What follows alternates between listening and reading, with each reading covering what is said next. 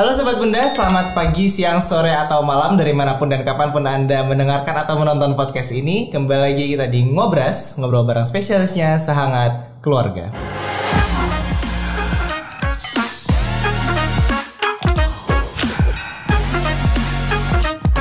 Ngobras, ngobrol bareng spesialisnya. Oke, spesialis yang akan ngobrol bersama kita hari ini adalah Dr. Yuki Kurniawan, yaitu spesialis andrologi di Win Fertility Center, RSCA Peribunda dan Pasar. Apa kabar, Dok? Baik, sangat baik ya. Jadi sebelum kita lebih jauh lagi nih, Dok, untuk kita yang masih awam-awam ini, untuk kita yang pertama dengar nih terutama, sebenarnya andrologi itu apa sih, Dok? Iya, andrologi mungkin ya tergolong baru ya. Jadi spesialis yang ya masih anak bontot begitu. Ya, baru ya paling kecil. Jadi kalau spesialis andrologi itu menangani problem kesuburan pria, terus kemudian seksualitas, kemudian ada beberapa tumbuh kembang pria, misalnya kayak sekarang yang lagi tren itu adalah penis kecil gitu, mikropenisnya gitu ya.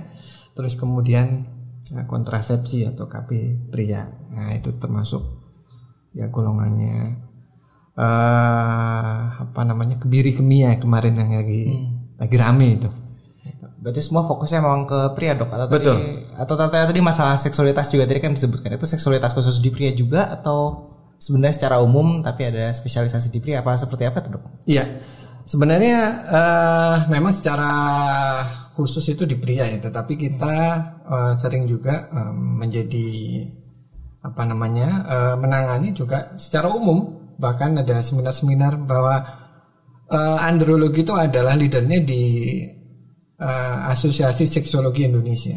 Asosiasi Seksologi Indonesia itu ya, berarti sebenarnya cakupannya luas juga sebenarnya itu, Dok, berarti jatuhnya. Sangat luas. Spesialisasi di pria iya. Tapi bisa masuk ke dalam bidang ilmu dari seksologi. Iya. Seksologi. Asosiasi Seksologi Indonesia.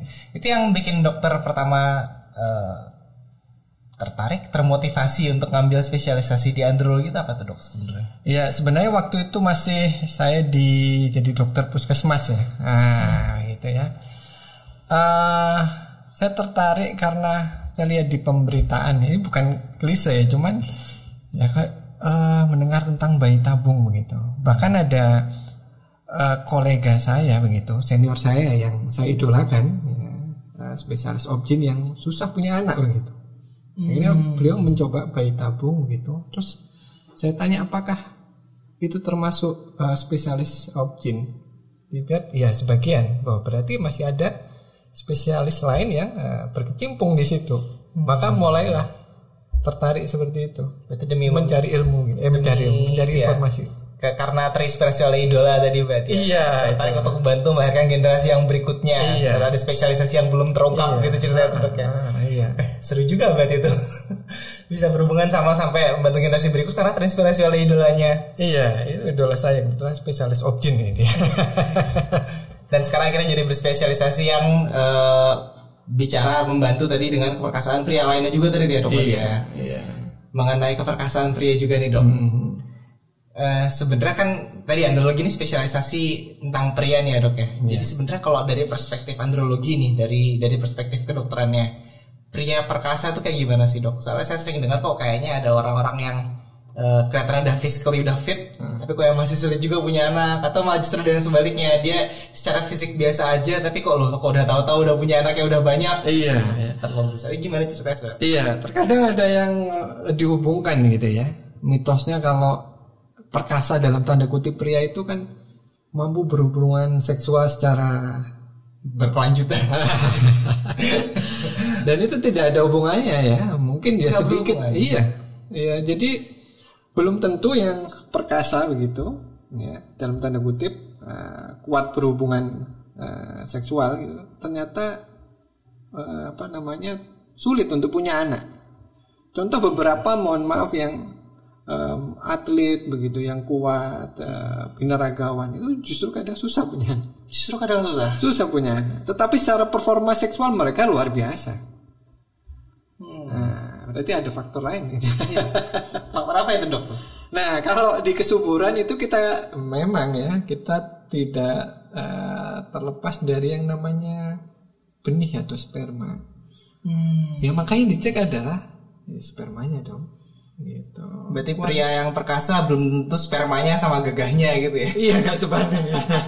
Kadang ada yang kelihatan loyo, lemes, kok kurang bergairah, itu spermanya bagus banget itu ternyata. Sekali bisa saya begitu juga bisa ya? begitu gitu. Iya. Itu ada cara pasti untuk mengetahui kayak gitu dok soal keperkasaan. Dan selain lewat ini ya, katakan tadi berarti kita nggak bisa menilai dari performa seksualnya. Iya. Ada cara pastinya nggak dok untuk mengetahui?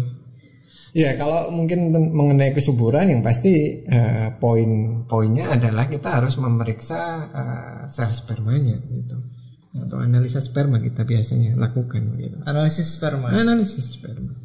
Mengenai analisis sperma, ngomong-ngomong, Win Fertility Center juga buka layanannya. Jangan lupa untuk periksa di Instagramnya ivf.bali atau di websitenya ivfbali.com.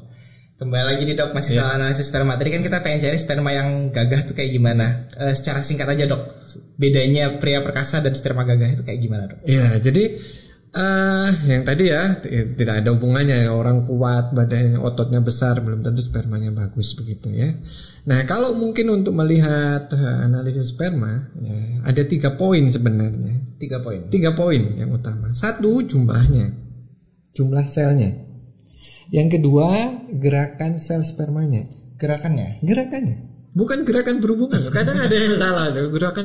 Gerakan berhubungan apa salah? Mengira semakin didorong. Beda ya. Iya, dikira itu puncaratannya. Bukan sel spermanya di bawah mikroskop. Yang keempat, bentuknya. Atau bentuk sel spermanya itu penting. Ya, 3 itu yang utama.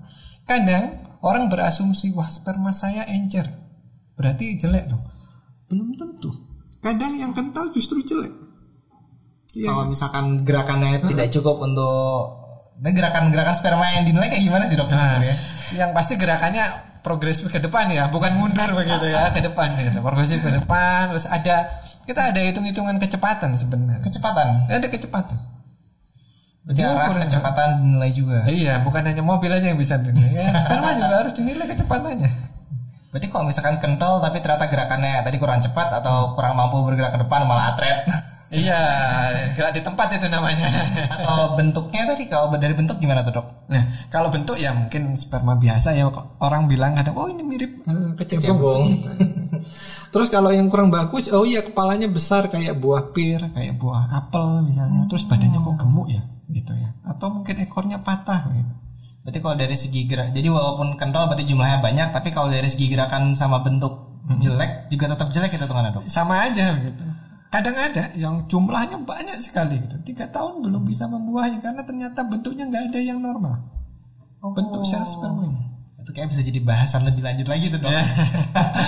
Jadi sekarang kita lanjut lagi masih tentang pria juga nih dok secara umum sekarang, karena sekarang kita ada kenal andrologi itu seperti apa, kita ada kenal kalau ternyata pria yang perkasa tuh belum tentu spermanya sama gagahnya. Kita sekarang udah tahu sperma yang gagah itu tadi dinilai dari jumlahnya, dinilai dari gerakannya, dinilai dari bentuknya. Terus sekarang saya pengen tahu sebenarnya pria, menurut dokter nih ya sebagai androlog, sebagai androlog konsultan, pria Indonesia itu udah ada kesadaran belum sih dok tentang kesehatan sperma sendiri? Di beberapa tempat ada. Di beberapa tempat ada. Ya mungkin surveinya belum menyeluruh ya, tetapi mungkin kalau di masyarakat tempat di Bali itu kesadarannya udah lumayan tinggi loh. Lumayan tinggi. Mereka bahkan sebelum menikah itu sudah worry duluan. Dari sejak sebelum menikah sudah worry. Iya. Berbeda dengan tempat lain. Tempat lain kan mungkin ya karir dulu apa dulu bodo amat. Di sini jauh lebih tinggi untuk reproduksinya, untuk pria ya. Jauh lebih tinggi. Itu tinggi emang dari dulu tinggi atau ada peningkatan atau gimana tuh bentuknya dok? Ada peningkatan.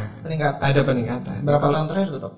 Ya mungkin 1 dekade ya. 1 dekade mulai bayi tabung aktif di Bali kan sekitar tahun 2012. Ya aktif yang di swasta ya, bukan di pemerintah gitu. Berarti karena sekarang channel untuk bisa memiliki keturunan sudah lebih tinggi, jadi semakin tinggi kesadarannya di pria. Semakin worry, semakin banyak membaca semakin worry.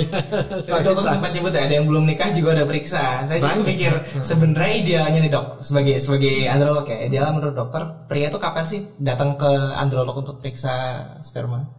Ya sebenarnya kalau yang sudah menikah ya itu semacam ada rasa kewajiban ya untuk memeriksakan kesuburan. Cuman kalau memang sebelum menikah begitu ya, misalnya contoh ya 1 tahun sebelum menikah atau memulai program gitu, silakan aja nggak apa-apa. Atau memang ada keluhan. Ada beberapa yang usia 18 tahun. Mas 18 tahun. 18 tahun ada keluhan, ini kok nyeri ya, takutnya berhubungan dengan kesuburan gitu. Ada yang worry. Jadi lulus SMA dia takut. Berarti worry apapun soal kesehatan reproduksi betul. Sebenarnya langsung periksakan aja nggak apa-apa ya. Pokoknya daerah mohon maaf daerah kelaminnya ya kemaluannya worry deh. Nah, begitu. Ya itu harus cek segala macam. Yang lebih bagus segera diperiksakan ya daripada nanti ternyata konsekuensinya panjang. Ya maksudnya. Sama masih bisa disembuhkan, berarti sebaiknya segera diperiksakan ya, Dok? Iya, segera diperiksakan. Oke, terus sih Mas, supaya kita ada gambaran aja nih Dok, karena kan tadi kayak kita sempat nyinggung beberapa topik yang enak kayaknya kalau kita bahas lebih jauh. Sebenarnya gangguan kesehatan seksual dan fertilitas pria apa aja nih Dok, sebut? Iya. Jadi kalau kita ngomongin gangguan seksual atau disfungsi seksual kita bilang ya itu paling banyak sih 2. Paling banyak 2. Satu disfungsi ereksi atau orang awam sebutnya impotensi ya. Ya, terus kemudian yang kedua adalah prematur ejakulasi atau ejakulasi dini. Ya 2 itu. Paling awam itu ya Dok. Paling awam.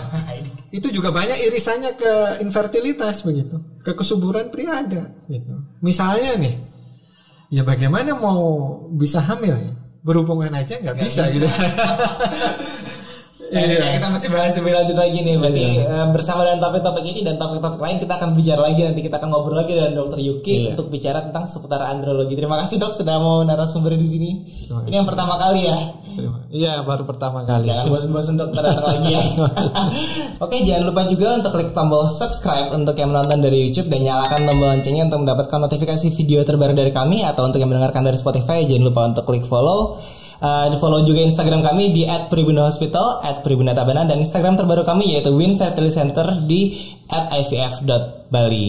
Terima kasih Dok sudah hadir. Nanti kita akan ngobrol lagi di Ngobras, ngobrol bareng spesialisnya Sehangat Keluarga.